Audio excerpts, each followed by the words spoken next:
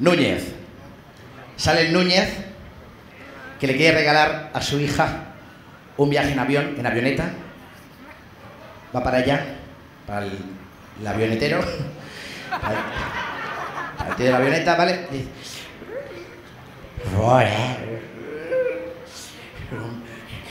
¿cuánto cuesta una vuelta,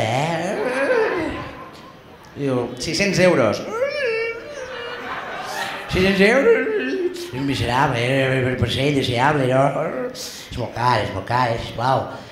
Algo más barato, Bueno, media vuelta, 300 euros. 300 euros, no pot ser, tampoco es mi hija, no la quiero tanto, Dice, pues mira, si quieres, puedes ir gratis, hacemos una vuelta con la avioneta y luego, si tú no dices nada, pues es gratis el viaje. Es gratis. Vamos, venga, vamos para allá. Va la avioneta hace así.